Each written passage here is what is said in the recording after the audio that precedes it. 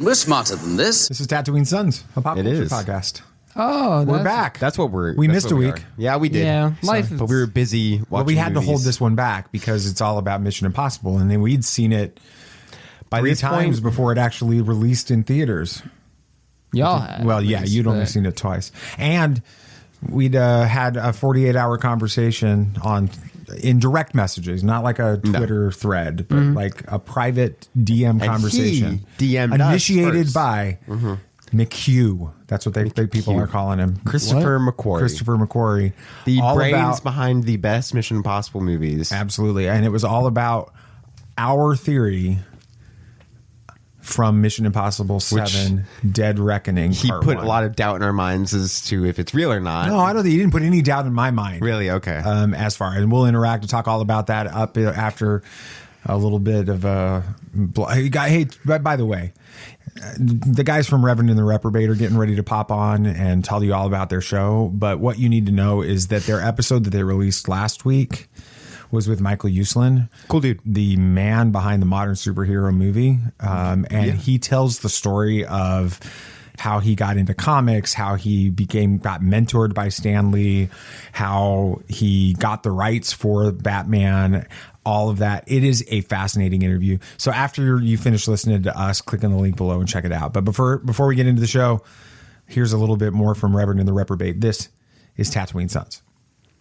We are the Reverend and the Reprobate, just two best buds interviewing people we have no business talking to. I'm Lucas Pinkard. I'm Dan Gibson. These aren't tears on my face. Every Thursday, we interview somebody else from our favorite fandoms and yours. You can check those interviews out on the Christian Nerd HQ Network. You can find us on YouTube at RevRep Podcast at ReverendRep.com. And if you can't remember our name, just go to BaconOffice.com. It's way easier to find. New episodes every Thursday. Thank you guys for supporting Christian Nerd HQ, and check out the Reverend and the Reprobate. It's true.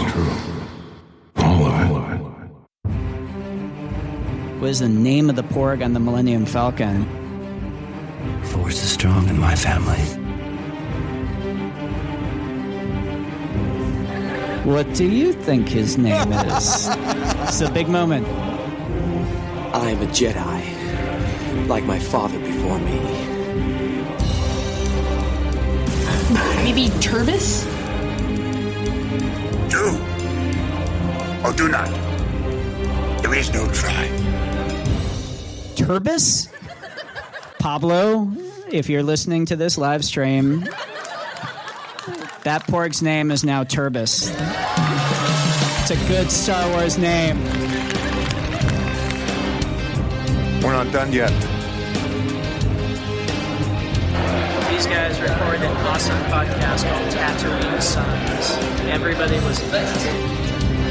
I would love that. He was so much fun to interview. He was such a cool dude. Yeah, so we were talking about this before we broke in, but Reverend and the Reprobate interviewed Michael Uslan, but they opened their entire episode talking about we were put in contact with you and introduced to you and everything through Tatooine Sons, and Mike, and that's Nate, BB Nate interviewed Michael Uslan about a year and a half ago after the Batman movie. Has it really been that long? It's been that long. Oh my gosh! Wow. I think that it was just like yesterday. You should interview him again. I think we should reach out. I'd love to, and get Michael back on, and you should talk with him about restoring the dignity to Batman and the movement. I know you talked a little bit about that on the previous interview that you did with him, but really talk about the story of him getting, after you've listened to that episode, come back and let's talk about how you can get him on, because I think it'd be a fascinating conversation. He talks about it's so good. So anyway, I'm gonna have to, but that's a long episode.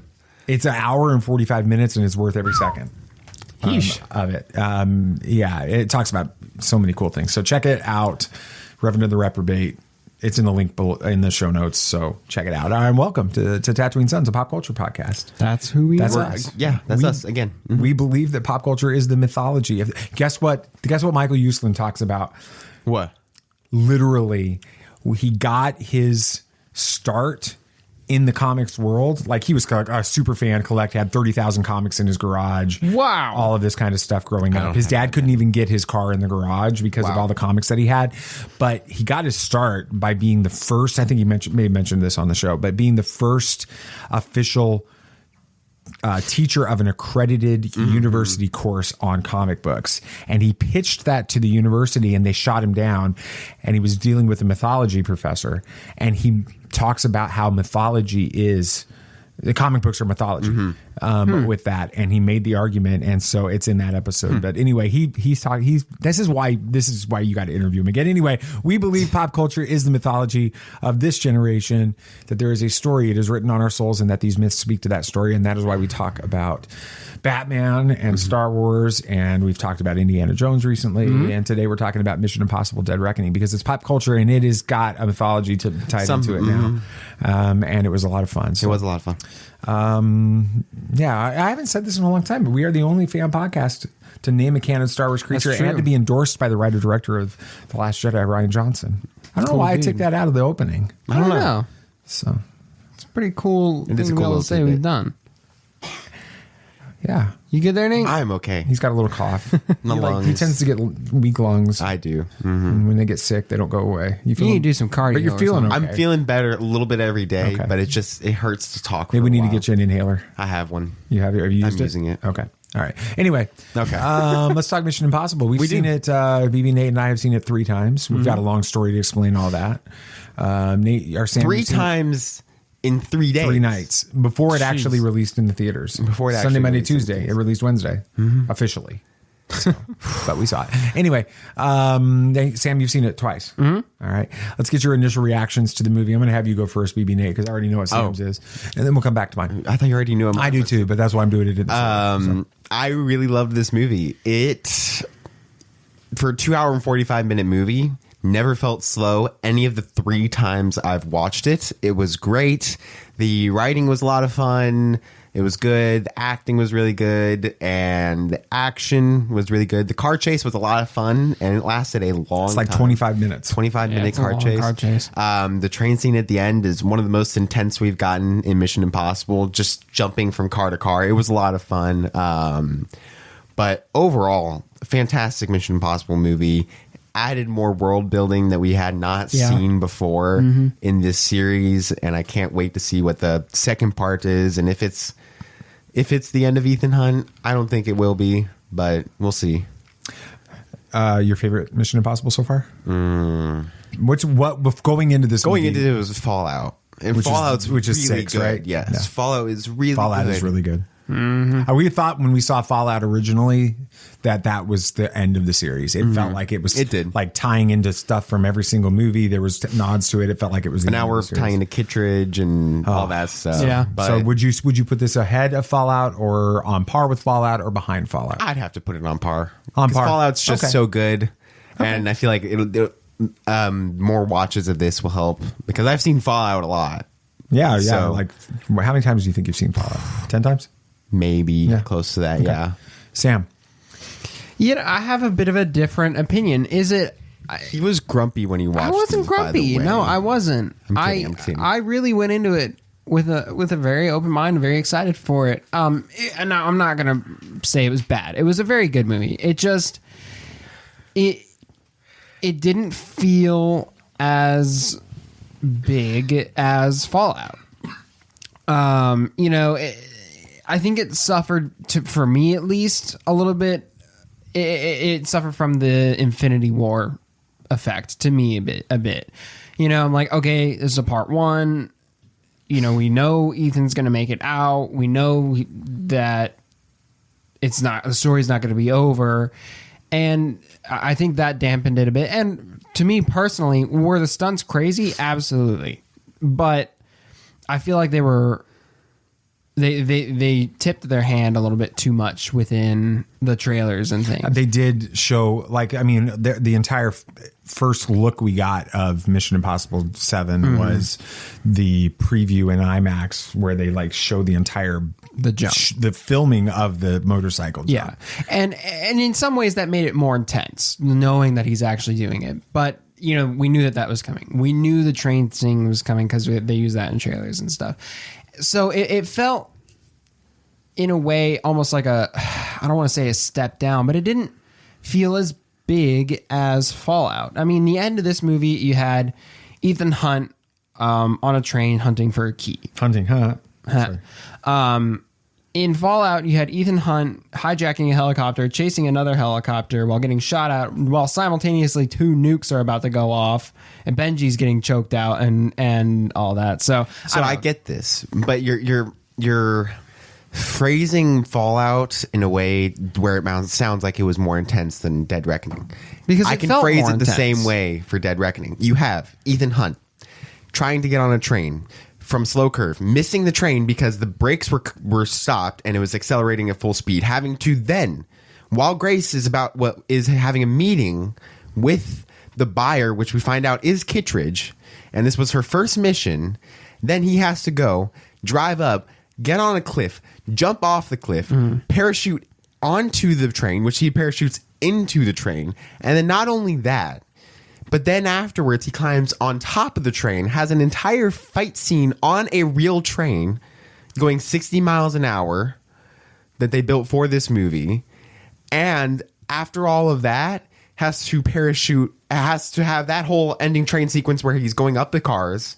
And then after that, parachutes out from the train. See, you're just describing it in more detail. I wasn't describing it in more detail. I was just describing what was going on. That's exactly what you were doing. All right. So let him share how he what he thinks about the movie, though. We're not arguing it. No, I'm just saying. So. That's just my thought. I feel like, in a way, it was a step down from Fallout. Now, will Part 2 maybe make Part 1 better, like what Endgame did with Infinity War? It's very possible.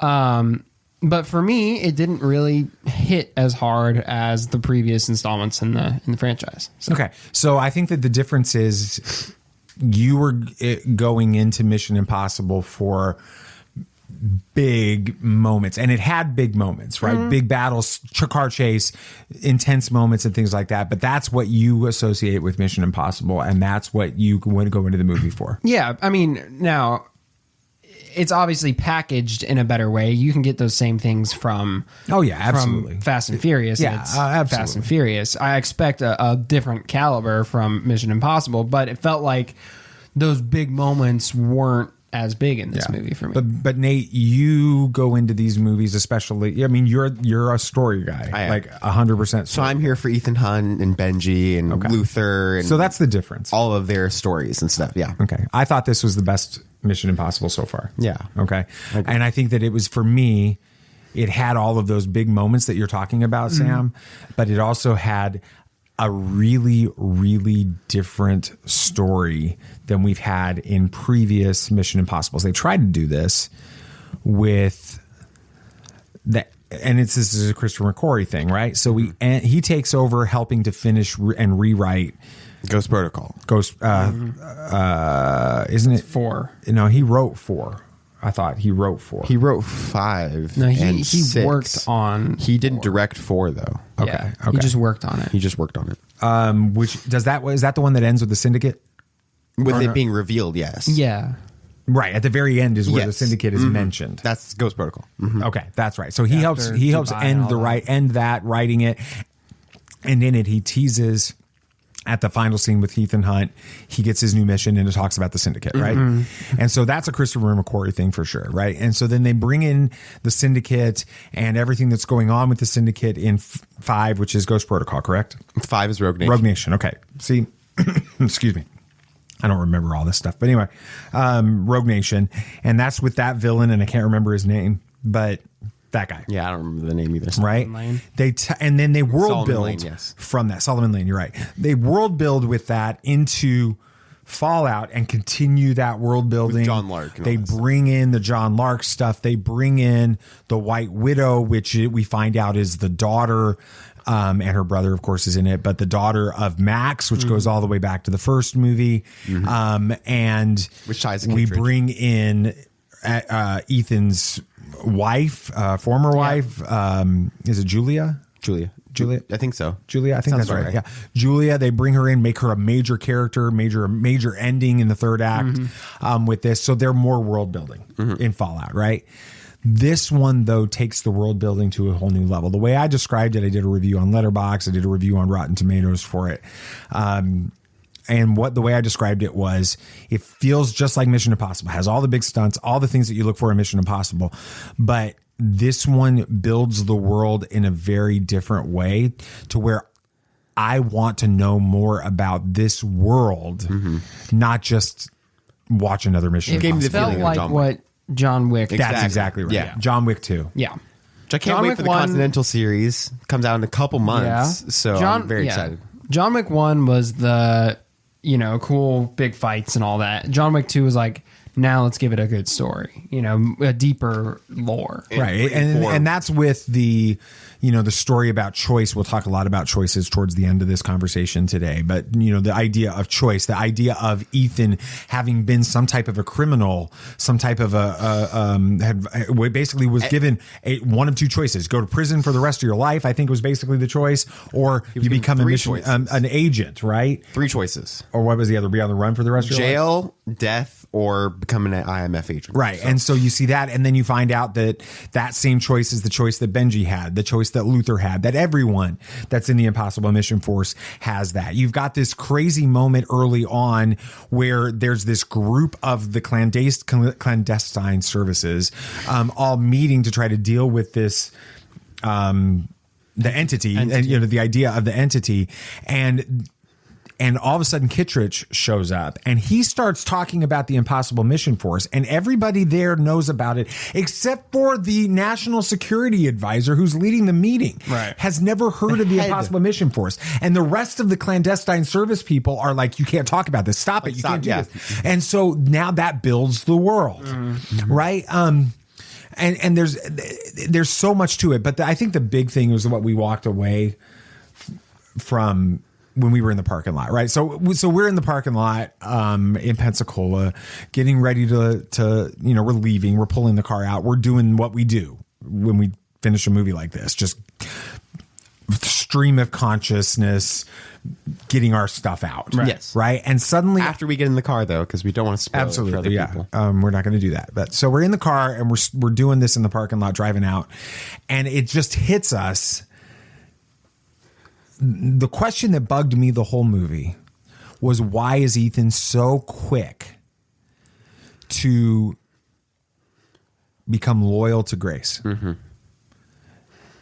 And there's an Ethan element to that, but then there's like, this is just something deeper. Like there's something bigger, and it clicks.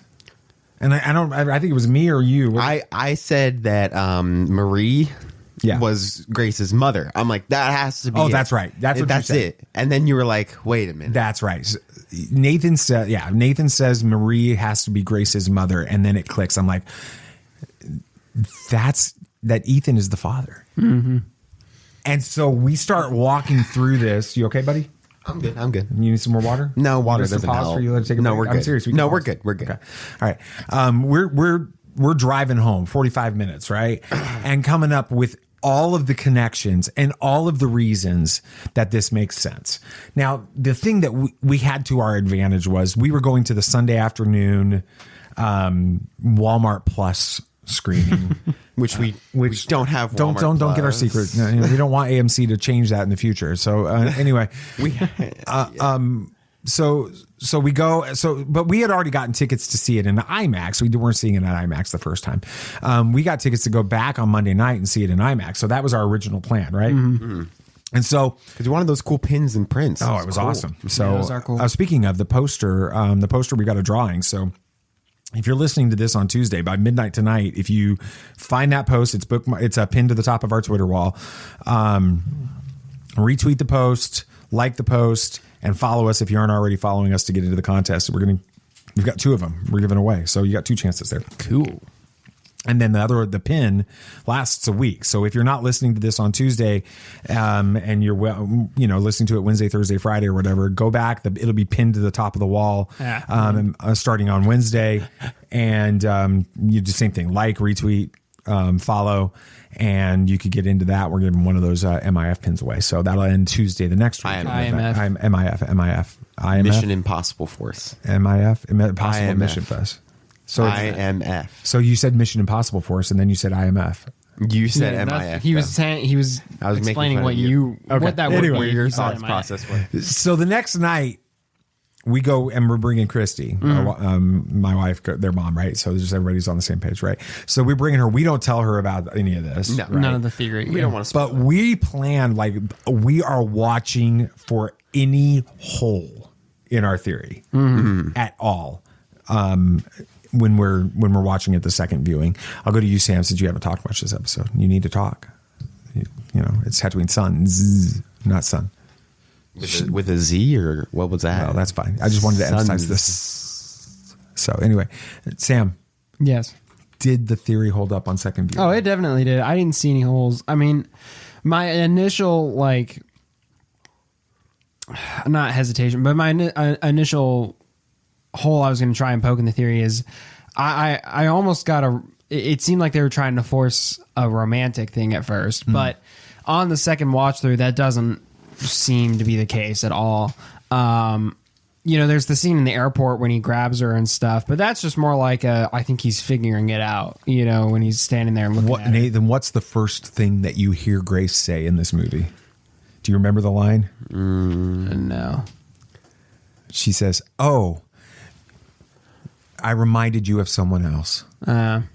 She did remind him of someone else. Yeah. Definitely. That's the reaction Marie that looks she exactly reads like- is the exact right reaction. She reminds him of two people. Marie, because she looks just like her. Yeah. Right? And himself. And the daughter he gave up. To go become part of to follow the choice, right? He could never be the parent once that choice was presented, right?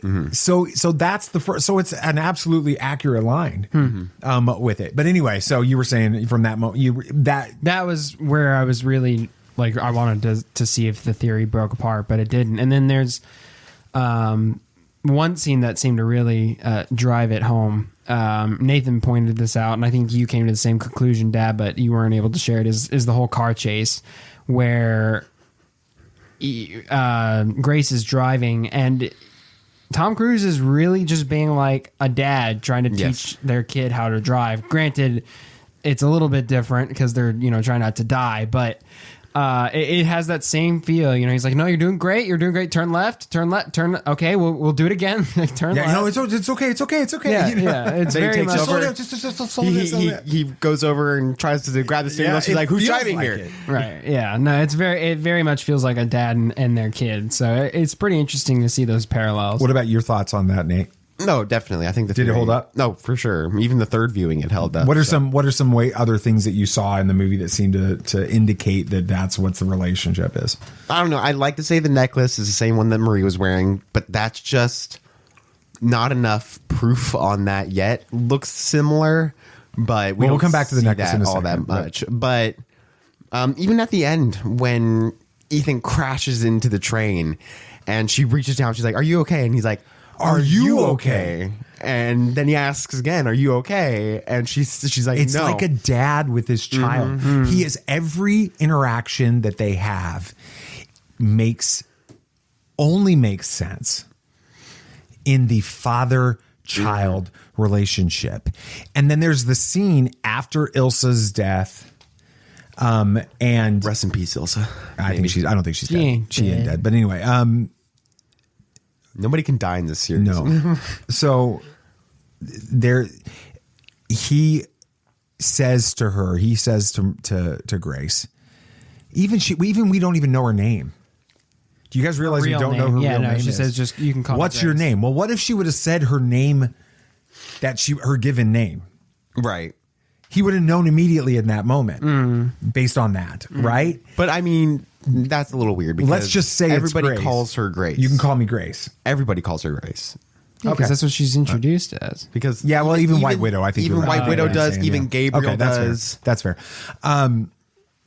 But when they're having that conversation, he says, "Your life will always mean more to me than my own." Now that. Honestly, come on. If this is some girl he's met 24 hours earlier in an airport, that line feels very insincere and disingenuous. There's no reason for that line. unless that's his daughter. Right. If that's his daughter, then the emotional weight behind that, the way it was delivered, right, it's crazy by Ethan makes perfect sense. And all of the decision that I have to get on that train. I'm going to get on that train. I will be on that train. I will be on that no train. Matter I what. promise I will be on that train. Is a father to a daughter, because he knows. See, and the moment that he finds out is the moment from when she leaves Abu Dhabi to fly to Rome, and we see it when she enters into the library to meet her lawyer, and he's pretending to be the lawyer, and he plops down her file on the desk and suddenly knows everything about her. Knows she's an orphan, knows her background. He's not going to reveal himself and herself because it's not in her best interest for him to reveal it. Because then that would change her motives. Well, everything changes in that moment. But he knows that's his daughter. At that point forward. And so from that point forward, you see that in every interaction. And the way she reacts is you see someone that is an orphan that doesn't understand why she can trust Ethan, why Ethan is making all these promises to her. And that's why when he says, your life will always mean more to me than my own, she says, you don't even know me. And he says, what difference does that make? What difference does that make? As a father, he doesn't know her. Yeah, he didn't. And what difference does that make? It's his daughter. At that point, it makes perfect sense. It does. All right. So we get out of the movie theater. And by the way, I've shared this I've had people messaging us or messaging on Twitter asking about this movie because of some things I'd mentioned. I had a theory, mentioned some Easter eggs. They had asked about it and all this kind of stuff. And I've been over the last 3-4 days since the movie hit the theaters, officially released, interacting with lots of people that are asking us about it. And all I have to ask, they're like, I can't figure it out. There's something there. And they'll always say it. There's something there about Grace. That's what they'll end up saying almost every time. I had one person say, I think the necklace that Marie and Grace are wearing is the same necklace. Somebody else said that. So somebody else sees Absolutely. it. And I said, every single time they've reached out and they want to know what the theory is. All I ask them is this. Why is Ethan so devoted to Grace so quickly? And within minutes, they all reply, oh my God, is she his daughter? Yeah. Because it makes perfect sense. It makes everything click. All right. So we're pulling out of the theater the second night, right? And I throw up a tweet. And I'm falling asleep at this point. He's falling asleep in the back seat because it's late. It's like 11 o'clock that night. It was. I tweet out. On a Monday. On a Monday night. Yeah. I say tweet out, just wow. There is a huge secret hidden in plain sight all throughout Mission Impossible 7. When you know it, it's staring you in the face. It's confirmed with one single Easter egg and it changes everything. And then I tag Tom Cruise and Christopher McQuarrie and say, well done, Tom Cruise and Chris McQuarrie. Best Mission Impossible yet. And I move on. Right? I mean, how many times have I tagged actors and directors and writers and people on social media like 20 times a day, and I don't get any reactions whatsoever. And so about 20 minutes later, I'm just scrolling through Twitter and I see a message notification on Twitter DMs. And it's one of those, you have a new message request, which if you're not a Twitter person, that means it's somebody you're not connected to. I didn't even know we weren't following him, Chris McQuarrie. Anyway. Wow. Fake fan. Yeah, I don't know. Anyway, so, I see this message request and I open it up and it says Christopher McQuarrie. And I'm like, sure, it's Christopher McQuarrie. Totally. Right. Then I click on it and he's following like 3 people and being followed by 150,000 people. And I'm looking at the people that like common mutuals that follow. And I'm like, these are all like press people and stuff. I'm like, okay, this is really freaking Christopher McQuarrie. Right. And I get a 1-sentence DM. This is, again, 20 minutes after I tweet this thing out. Right. 20 minutes later, I get a DM from Christopher McQuarrie. Now, I don't know where Christopher McQuarrie really is in this moment. But I just know that was the evening. It was just after the New York red carpet premiere that night. So he's either at an after party or he's just decided to go back to his hotel and be like, I'm not going to the after party, which is probably likely. Understood. Honestly. Absolutely. So anyway, it's right there. It says, to what Easter egg are you referring? Now, I'm freaking out at this point. I am totally losing because credibility is on me at this point, because I was the one that was like, oh, it's the necklace, which was the Easter egg you were referring to at this point. Yep. And so I'm like, if I'm wrong, this is going to suck because I'm wrong. And we were so confident because I was really confident. I'm like, it looks the same. And so it's all like, I feel so bad if I messed that up. But so I'm looking right here at the thread right now, and it's so cool to see the tweet. And then after his DM, it says, you accepted the request. It's because it feels like I accepted the mission, right?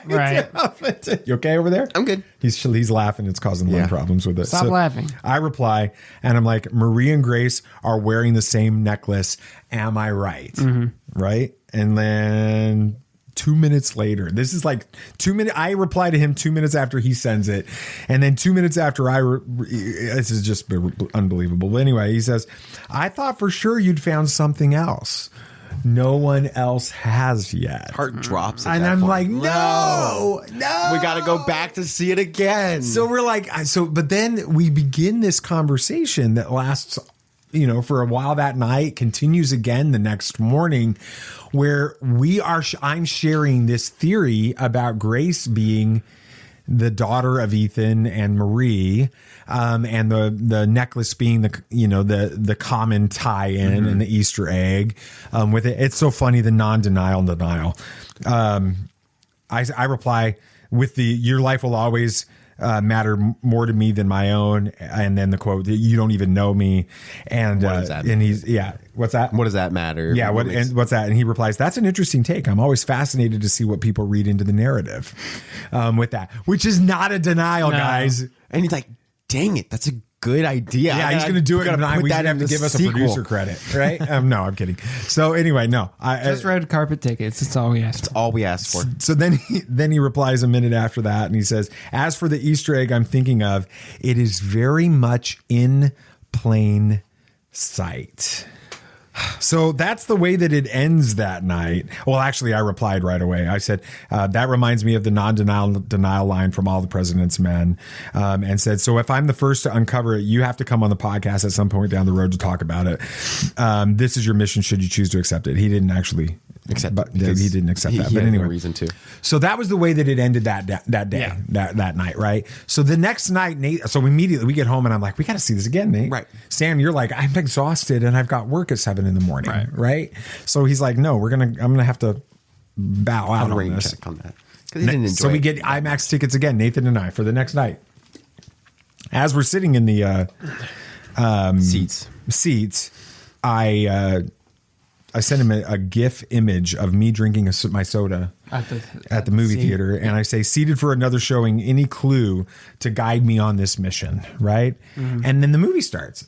And we watched the movie intently. We are watching so much more intense. Here's what we start to realize before we watch it the third time.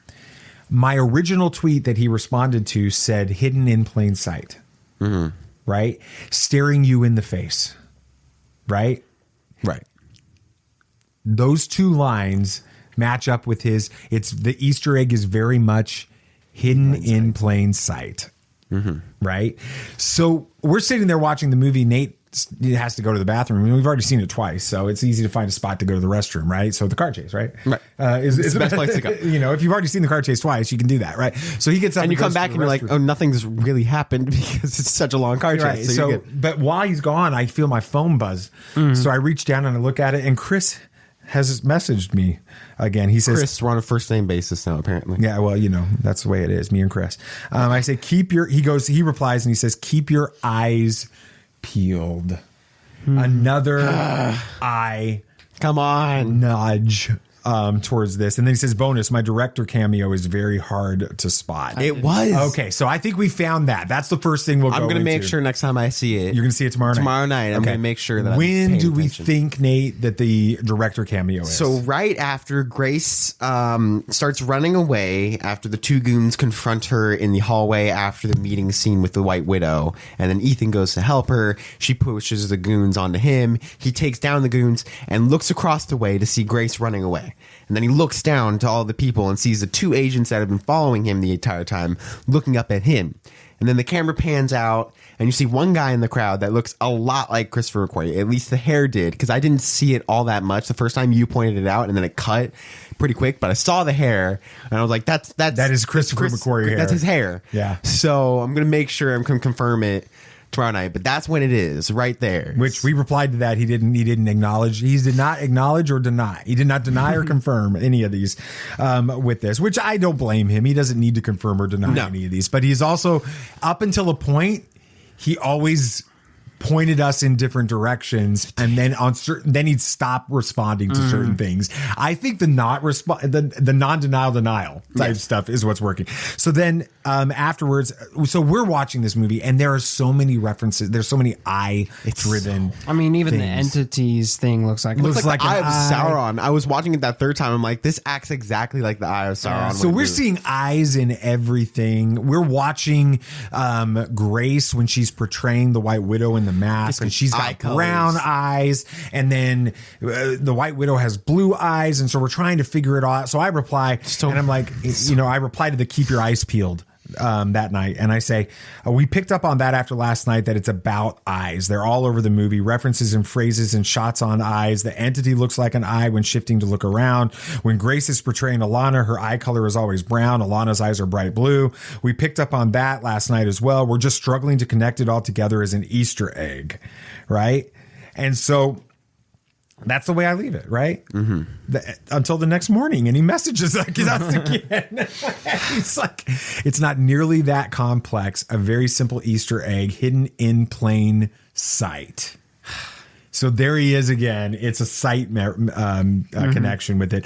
And then he says only one person on Instagram has commented on it. Thank you. And then I had also sent him a message thanking him for just the surreal 24 hours of interacting with him and watching this movie and having this like mini little mission of doing this right and having fun with it. I'm like, you didn't have to. I said basically, you didn't have to do that. You didn't have to respond and keep responding. I said thank you. This is the kind of stuff that makes doing podcasts with my sons so absolutely surreal and fun. It's crazy. These types of moments happen, and we're like, what in the world? So thank you. We for were put on a scavenger hunt by the director of Mission Impossible for Mission Impossible. It's crazy. So then the next morning, I saw somebody on a review, like it was on Deadline or something like that, talking about, at the beginning, and obviously if you haven't seen the movie, you're spoiled completely. So anyway, by this point, but when Ilsa's shooting the sniper rifle, she keeps putting that eye patch over her eye to do it, which I just thought was cool. It is, and that's all I thought too. But then I read an interview or something where they talk about she can't wink, like she can't hold one eye closed, right? And so they had to create the eye patch for that. So I reply, I'm like, it's the eye patch, right? And within later that morning, like I guess it was almost 5 hours later, I get this one word, nope. That's the first denial we've gotten. I'm like,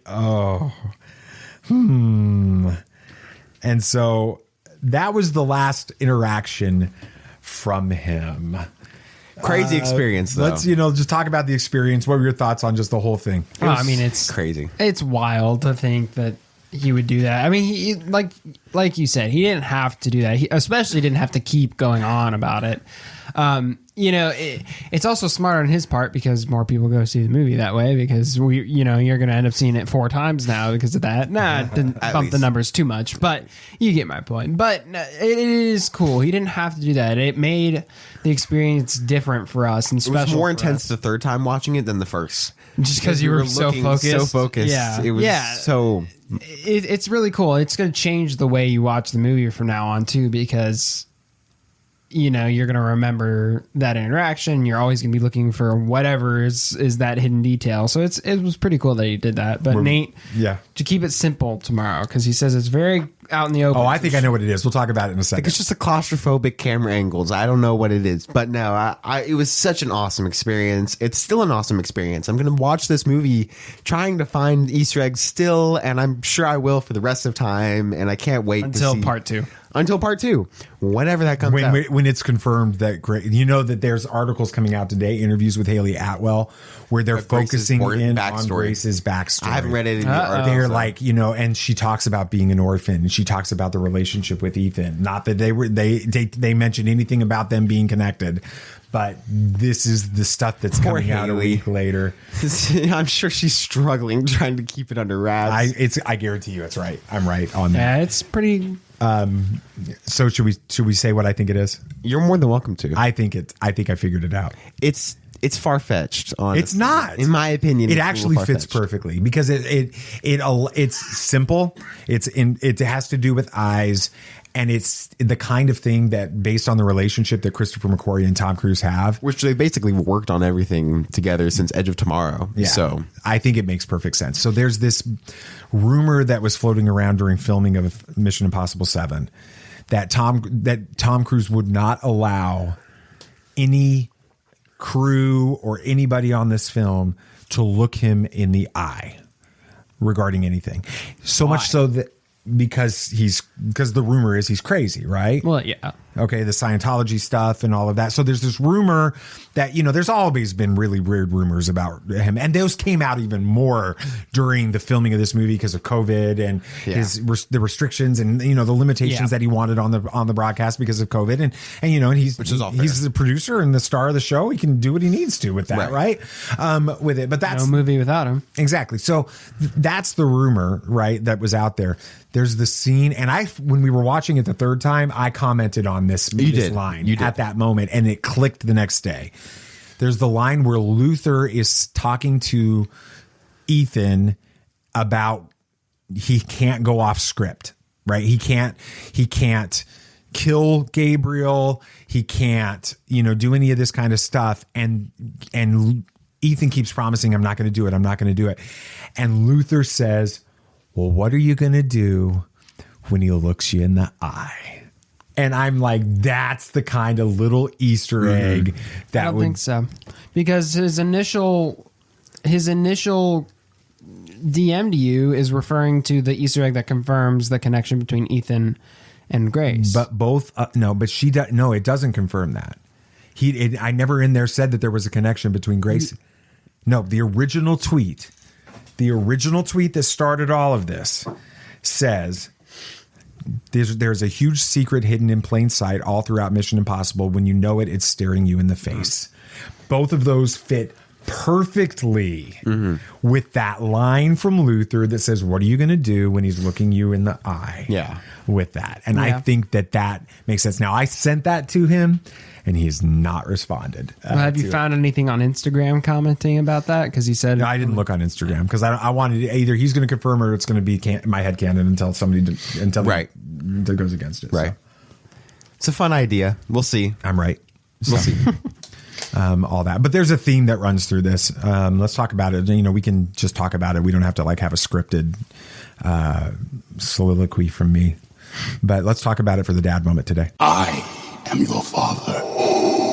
So the most common thing, it starts as the first thing with Ethan. The first time we see him in this entire movie is with the new recruit comes to him, and he cites the creed or the code or whatever, the mantra, the oath. That's what it was, and basically says, "Welcome to the Impossible Mission Force." And the guy's leaving, and he says, "You made the right choice." Choices is a theme it's all throughout that. You know, real quick, just what are some of the moments when you remember choices being commonly tied into in this movie? Well, I mean, the big thing with Grace at the end and the whole "I choose to accept" her being a part of the IMF. Of course, Benji and Luther also both going through the same thing. It's a big deal in this movie. It's a big deal for the IMF, and it's a big deal for Ethan. That's what got him into this position. That's why he's been in the IMF for, I think they said 30 years at this point. So I mean, choices is huge for everything. But then we go to Ilsa and Grace as a choice to who is going to die that night. And that's a big choice as well. Which the choice doesn't feel nearly as impressive if it's not his daughter and the woman that he loves. Right. So anyway, Sam. Yeah, Nate stole mine. Sorry. Those were the two I was going to do. Sorry. And he stole them in order of when I was going to do them. Yeah, I mean, it's all throughout. So when you watch this movie, if you watch it a second, third, fourth time, whatever, go watch it as many times as you can because it's that good. But the thing that I think is the most important thing to take from this is it feels like in the way that the IMF positions that choice that you don't have a choice. Did you notice that? Like what's because Ethan, it's like you're going to go to prison, you're going to die, or you get to join the IMF, or you get to join the IMF, and that's the way that Grace is interpreting the choice when it's presented to her by Ethan when she's in the room with Luther and Benji and Ethan, right? Like, what's the choice? Right. And that's when you hear from Benji and Luther, no, we chose this life. This is we love what we do. You know, and so we want to do this. So nobody's forcing us to. Nobody's forcing us to do this. And I think that that's an interesting thing because it feels in the moment for Grace like she doesn't have a real choice in this. But on the other side of making that choice, you know, decades later for these guys, they've come to terms with the choice that they made and they love their life. And I think that that's a situation that we can learn from, you know, as in our real world, right? The mythology that speaks to the story written on our hearts is this idea of there are moments where our backs are against the wall and we don't feel like we have a choice. And we feel like there's only one thing that we can choose, which is the choice in this thing. But if we accept the mission, accept the choice, right? And then embrace what comes from it, we won't, you know, we can live a life that's actually full and fulfilling and not live with regret. The problem is when we keep looking back at that choice with regret with it. I used to ask people all the time. I've got it, you know, one of my favorite poem of all time is the Road Less Traveled by Robert Frost, who wrote Diverged in Yellowwood, that one with it. And it says at the end, the last stanza is, I shall be telling this with a sigh somewhere ages and ages hence. Two roads diverged in a wood, and I took the one less traveled by, and that has made all the difference. And I used to ask people this all the time because I get into these conversations with people, and I would say, "What's a moment you look back?" We used to ask this on interviews on the podcast. We did here. Where's a moment you look back on your life and you realize you had one of two clear paths that you could go down, and you made a choice? What was that decision, and what choice did you make? And I've had lots of people ask that. I've never had anybody, when I ask the next question, answer differently. They've always answered the same way. I'm asking, if you could go back to that moment and make the other choice, go the other direction, but you would lose all the bad and all the good that's come since you made that choice, would you make a different choice? I have never had anybody tell me that they would make the other choice with that. And so I think that that's kind of the lesson that we can take from that. So that's the dad moment. Very good. That's it. That's it. That's the end of the episode. That was fun. Longer than I about expected. 45. We've actually been going about 45 minutes most episodes lately. So. Okay, cool. It's a good conversation. Good. I hope It's we had fun. I had fun. Did you guys have fun? Yeah. I hope that you guys What's our had next fun. one going to be about? Oppenheimer. Ooh, Yeah. We are a Team Oppenheimer show, by the way. for sure. We are not going to go see Barbie. We have no interest. I had a conversation today with a film editor for one of the major trade magazines, and she's seen Barbie, and I asked her what she thought about Barbie. She's going to Oppenheimer. Please ask her what she thinks about Oppenheimer. She's going to send me a review tomorrow. Okay, good. She said. But I asked her what what's she the thought date? about Barbie. Okay. And she said, I think it was really weird. And then she says, I think I liked it. I think I liked it. That's kind of how I was after Willow, the original premiere of it. I was like, I think I liked it. Yeah. Anyway, so Simmer. We'll talk about We'll see. Oppenheimer I can't wait for Oppenheimer. on the next one in IMAX, as we should. Right? obviously. Will we see it multiple times? I have a feeling. Yeah, I'm sure I have a feeling. I'm sure you will, Nate. With that, but we'll talk about that next week. In the meantime, you can make sure you follow us on all the socials. What is our handle on that? At Tatooine Sons. SONS. They've been doing this for That was a while. little scary. That was good. SONS. You can follow us on, you can check out our website, TatooineSons.com. Make sure you're following everybody on the Christian Nerd HQ. Yes. Ricky Pope from Christian Nerds Unite comes out on Monday. We come out on Tuesday. Fangirling over Jesus on Wednesdays with Ashley Cox. Thursdays is the Reverend of the Reprobate. We talked about them a lot at the opening of the show. And then Fridays is Speaking Nerdy. So have fun with that. And be kind to each other on that social media stuff out there, because sometimes we need to be nicer to people. So I'll say that, and we'll close with that. Anything else you guys want to say? May the Force be with you. May the Force be with you. May the Force be with you always. This party's over. I like that Wookiee. Don't get technical with me. Joy, please.